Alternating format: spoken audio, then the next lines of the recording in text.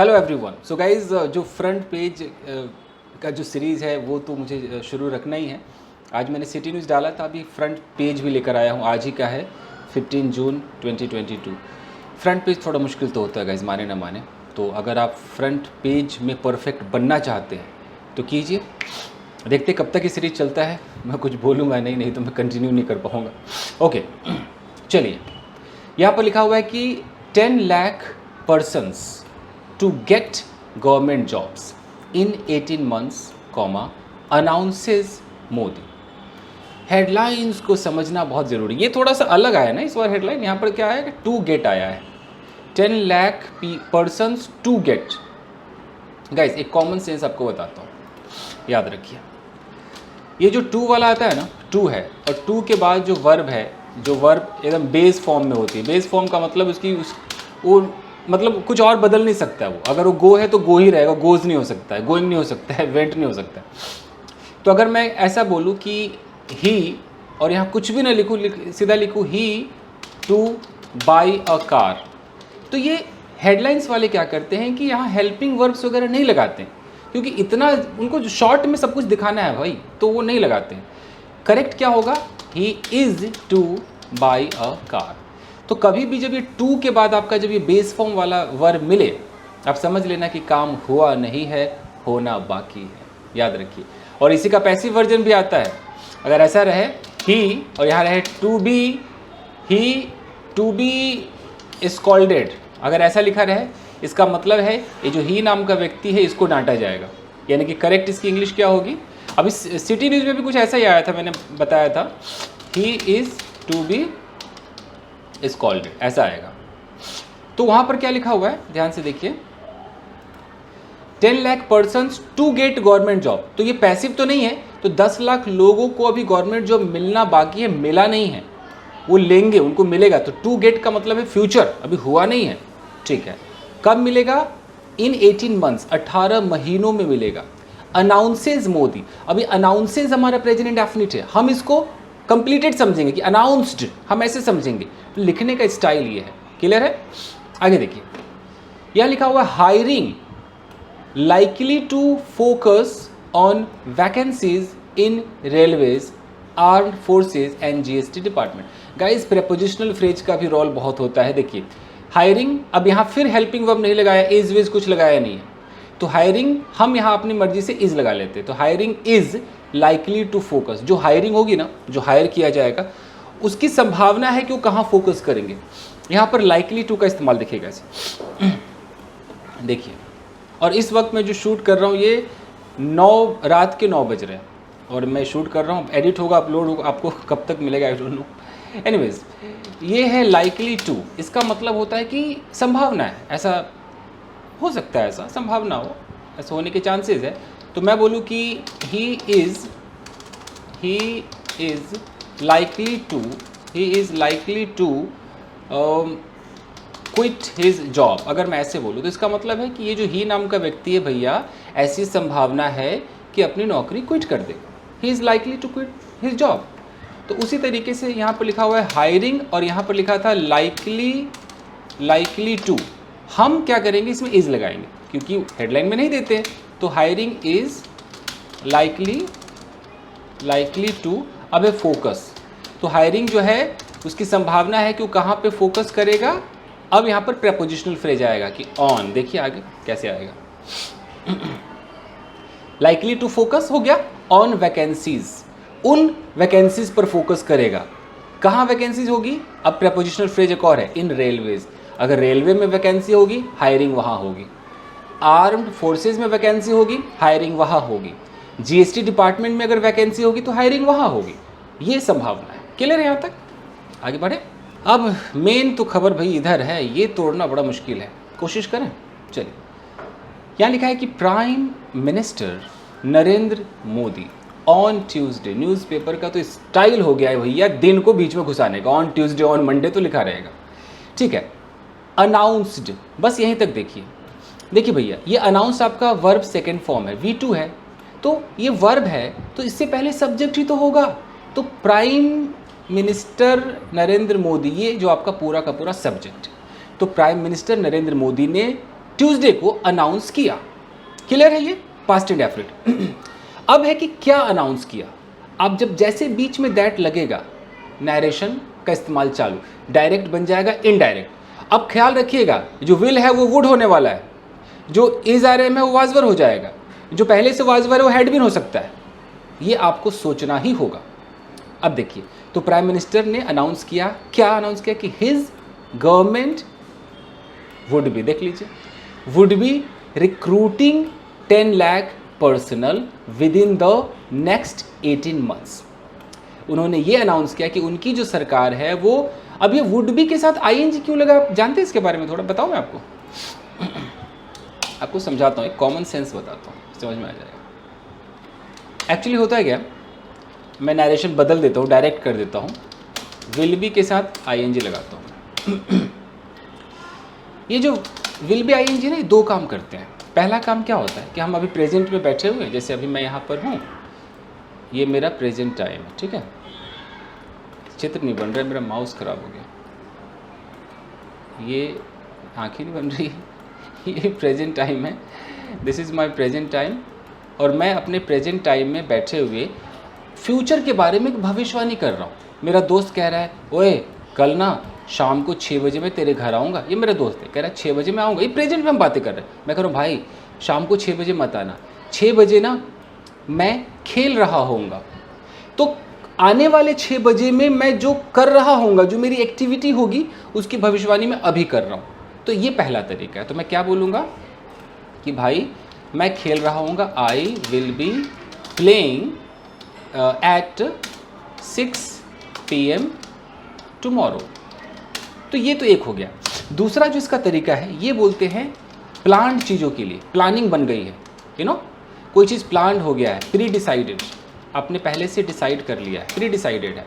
अब pre decided के लिए दो स्ट्रक्चर यूज़ होते हैं, एक आपका प्रेजेंट कंटिन्यूअस और एक फ्यूचर कंटिन्यूअस। आपको शायद पता नहीं होगा बट होता है। जैसे मैं अगर कहता हूँ कि भाई कल वो 6 बजे तुम्हारा वेट करेंगे, 6 बजे तुम्हारा वेट करेंगे, तो हम करेंगे, इसको हम ऐसे भी कह सकते हैं कि he will be waiting for you tomorrow at 6 PM। ज़रूर नहीं कि इसको मैं रहा होगा में ही सोचूं, ये फिक्स्ड की बात बता रहा हूँ। जैसे हम लोग 10 लोगों को हायर करेंगे, तो हम लोग हायर करेंगे, मैंने तय कर लिया, प्लान बना लिया, तो मैं ये नहीं बोल सकता कि वी विल हायर। अभी वी विल हायर वो श्योरिटी नहीं देगा, पता क्या बोलना होगा, we will be hiring 10 people। ऐसे फ्यूचर कंटिन्यूस में इसका इस्तेमाल होता है, आपको नहीं पता है। और एक प्रेजेंट कंटिन्यूस में होता है। प्रेजेंट कंटिन्यूस मतलब कि we are going to hire, आप ऐसे लगा सकते हो, we are going to hire 10 people, you know. आप ऐसे भी लगा सकते हो कि वी आर हायरिंग, क्योंकि जितने भी फिक्स्ड होते हैं वो विल में नहीं आते, या तो प्रेजेंट कंटिन्यूस होगा या आपका फ्यूचर कंटिन्यूस होगा। तो वी आर हायरिंग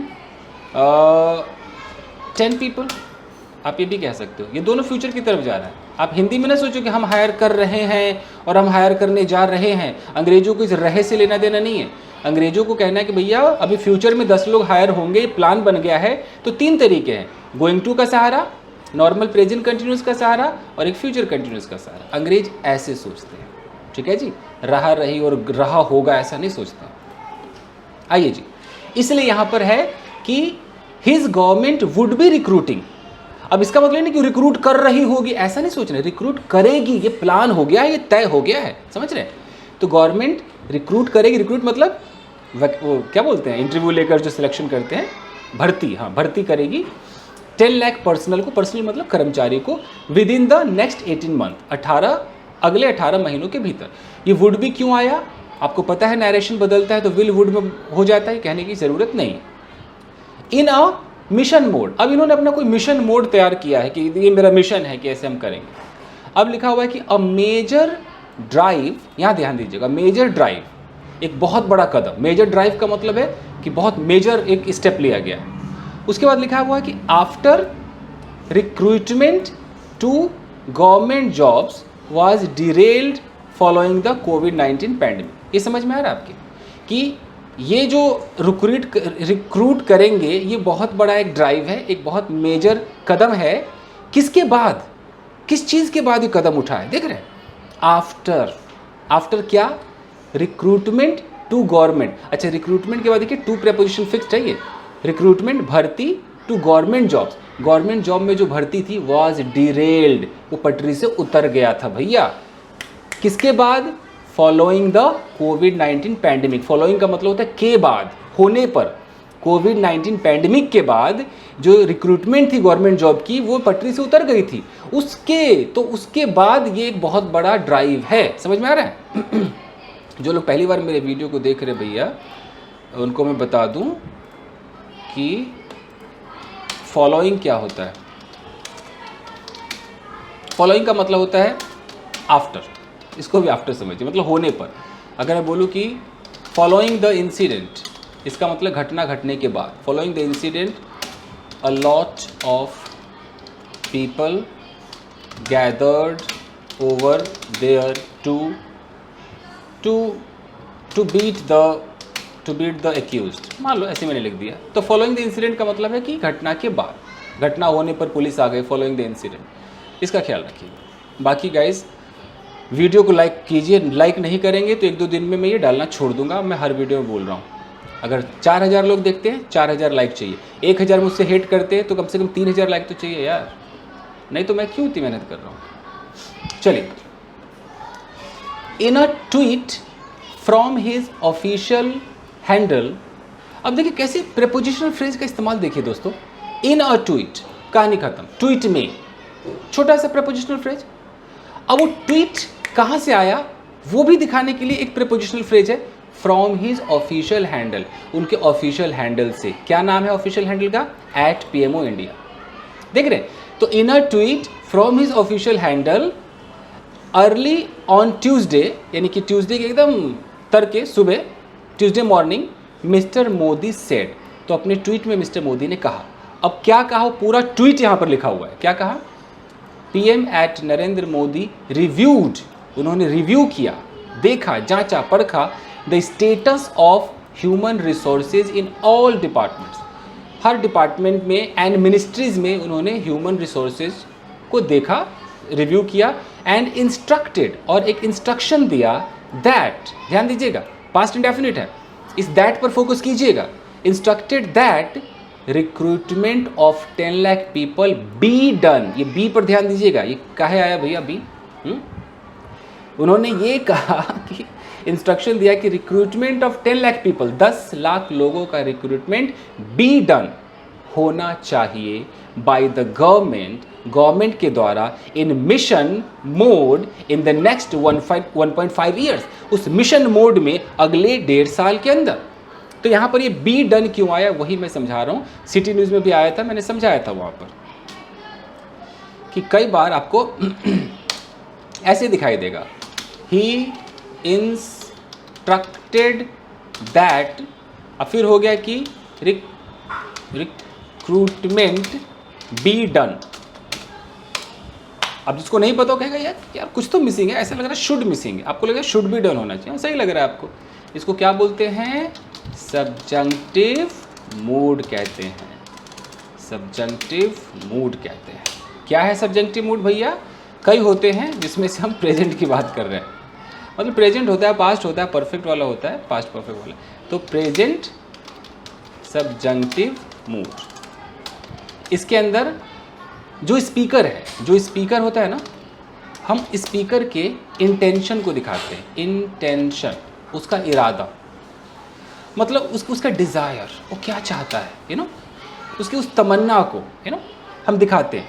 अब स्पीकर मान लो कि स्पीकर है राम, अब मैं कह रहा हूँ कि राम वांट्स, तो ये राम की तमन्ना है, राम क्या चाहता है, राम वांट्स, बीच में आपको दैट लगाना पड़ेगा, बिना दैट के नहीं बनता ये, राम वांट्स दैट।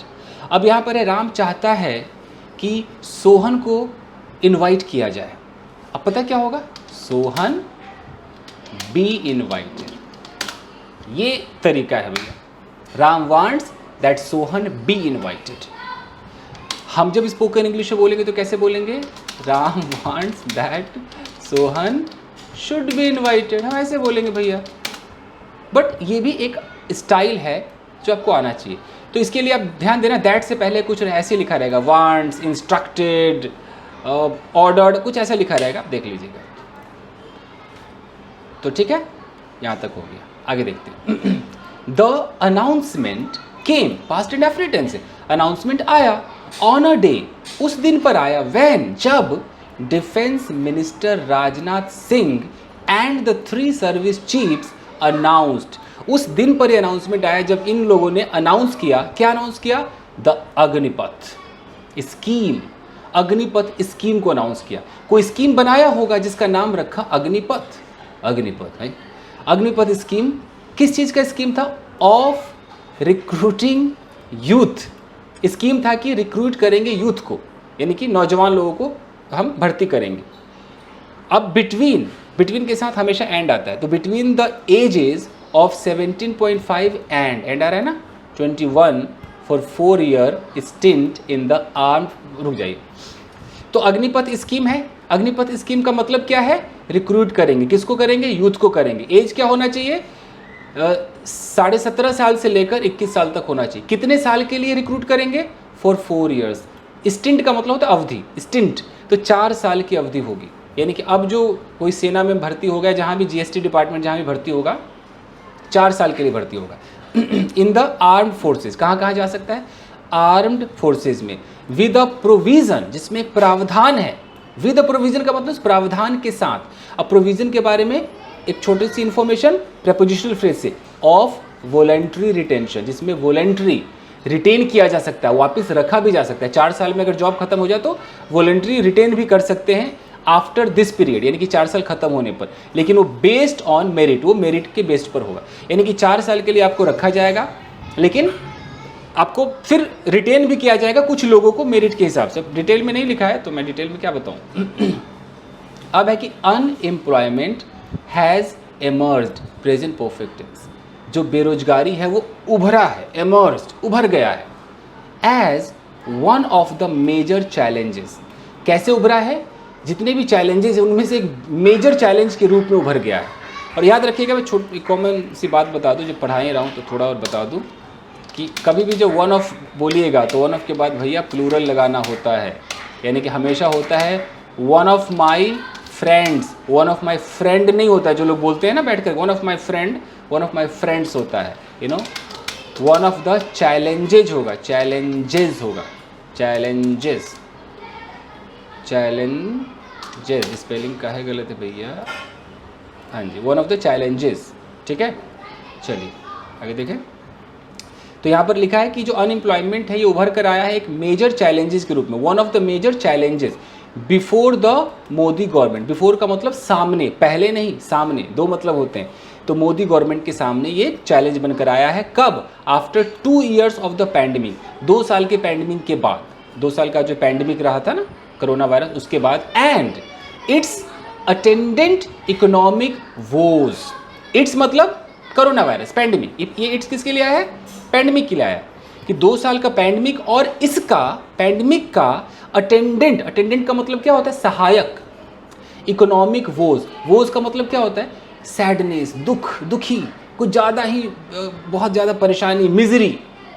तो इकोनॉमिक जो प्रॉब्लम आई है, इसको प्रॉब्लम कह लीजिए, तो इकोनॉमिक प्रॉब्लम जब हुआ 2 साल तक, उसके बाद अनएम्प्लॉयमेंट उभर कर बाहर आया, कोई नौकरी नहीं। माय गॉड, बड़ा टफ है ना ट्रांसलेट करना। अब देखिए, एन एडिशनल प्रॉब्लम, एडिशनल का मतलब होता है अतिरिक्त, मतलब एक्स्ट्रा, ये तो है ही, प्लस एक और, एन एडिशनल प्रॉब्लम। आगे देखते हैं, with regard to recruitment, regard to का मतलब होता है किस संबंध में, ये तो कॉमन सी बात है। तो जो एक और प्रॉब्लम है किसके संबंध में, रिक्रूटमेंट के संबंध में, यानी कि भर्ती के संबंध में। कहाँ भर्ती, टू गवर्नमेंट जॉब में भर्ती के संबंध में, has been the frequent leak of examination papers. अब हैज़ बीन यहाँ क्यों आया है, हैज़ बीन का मतलब होता है कि इस पॉइंट से लेके इस पॉइंट तक अभी भी है। तो जो सबसे बड़ी एक एडिशनल जो प्रॉब्लम रही है रिक्रूटमेंट के संबंध में, वो क्या रहा है, रहा है मतलब कि उस समय से अब तक यही है, अभी खत्म नहीं हुआ, काफ़ी लंबे समय से है। वो क्या है, frequent leak of examination papers, लगातार लीक हो जाता है examination paper, both for departments, department के लिए, सच एज रेलवे के डिपार्टमेंट हो जाए, and for teacher recruitment. Teacher का भी अगर रिक्रूटमेंट चल रहा है वहाँ भी पहले एग्जामिनेशन पेपर जो है वो लीक हो जाता है एज वेल, मतलब ये भी एज वेल का मतलब भी, तो ये भी एक एडिशनल प्रॉब्लम है। अब है कि during the recently concluded Uttar Pradesh election in fact, अब इसका क्या मतलब, ड्यूरिंग का मतलब दौरान, किसके दौरान, द रिसेंटली कंक्लूडेड, कंक्लूडेड मतलब जो कंक्लूड कर दिया गया हो एकदम, उत्तर प्रदेश इलेक्शन, यानी कि हाल ही में, ड्यूरिंग मतलब दरमियान, हाल ही में, रिसेंटली मतलब हाल ही में, तो हाल ही में जो उत्तर प्रदेश का इलेक्शन कंक्लूड हुआ, समाप्त हुआ, तो उसके दौरान